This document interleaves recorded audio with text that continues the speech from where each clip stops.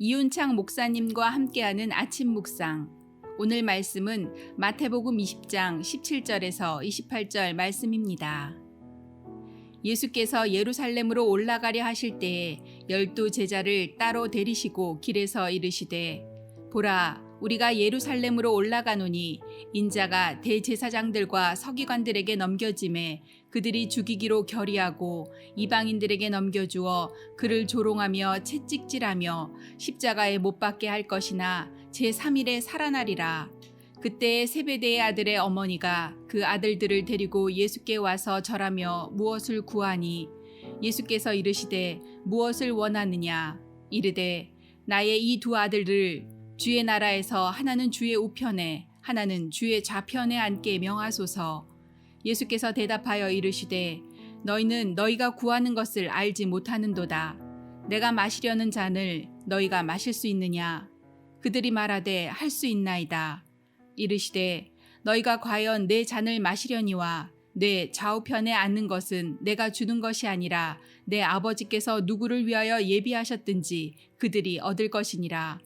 10 제자가 듣고 그 두 형제에 대하여 분히 여기거늘 예수께서 제자들을 불러다가 이르시되 이방인의 집권자들이 그들을 임의로 주관하고 그 고관들이 그들에게 권세를 부리는 줄을 너희가 알거니와 너희 중에는 그렇지 않아야 하나니, 너희 중에 누구든지 크고자 하는 자는 너희를 섬기는 자가 되고 너희 중에 누구든지 으뜸이 되고자 하는 자는 너희의 종이 되어야 하리라.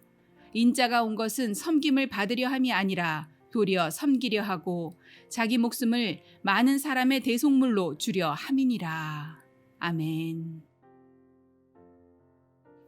오늘 하루도 하나님의 은혜와 평강이 성도님들과 함께 하시기를 기도하겠습니다. 이번 주간은 고난주간입니다.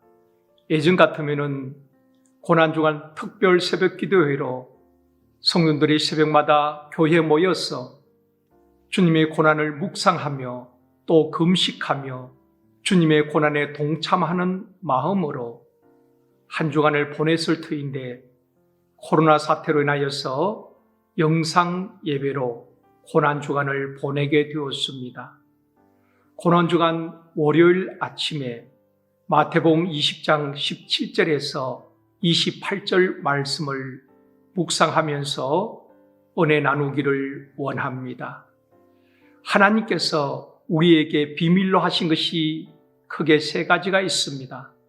하나는 기도 응답을 비밀로 하셨습니다. 두 번째는 예수님의 재림을 비밀로 하셨습니다. 세 번째는 개인의 죽음을 비밀로 하셨습니다. 기도 응답이 비밀입니다. 기도는 우리가 하지만은 응답은 하나님께서 주시는 것입니다. 많은 성도님들이 기도하시다가 실망하거나 낙심하는 경우가 있습니다. 왜 그럴까요? 내가 원하는 대로, 내가 원하는 때에 응답이 되지 않을 때에 실망하고 낙심하는 것입니다. 하나님께서 아브라함에게 아들을 주시겠다고 약속하셨습니다. 그런데 언제 주시겠다고 말씀하시지 않았습니다. 아브라함이 10년을 기다려도 응답이 없자 하갈을 취하게 되는 것입니다. 그러나 하나님께서는 약속대로 25년 만에 이삭을 응답해 주셨습니다. 하나님께서 우리에게 100일 뒤면 응답될 것이다, 40일 뒤에는 응답될 것이다, 이렇게 말씀해 주신다면 누구나 기다릴 수 있을 것입니다. 그런데 하나님께서 기도 응답을 비밀로 하신 것입니다. 그래서 성경에 보면은 기도하다 낙심하지 말라고 말씀하고 있습니다. 사랑하는 성도 여러분, 기도하다 결코 낙심하지 마십시오. 믿음으로 인내하며 기도하면 하나님께서 반드시 가장 좋은 때에 가장 좋은 것으로 응답하여 주실 줄 믿습니다. 두 번째는 주님의 재림을 비밀로 하셨습니다. 그러므로 언제 주님이 다시 오시더라도 주 예수여 어서 오시옵소서, 맞을 준비하며 껴 있으라고 말씀하신 것입니다. 세 번째는 개인의 죽음을 비밀로 하셨습니다. 사람이 몇 살까지 살다 언제 어떻게 죽을지 아무도 알 수가 없습니다.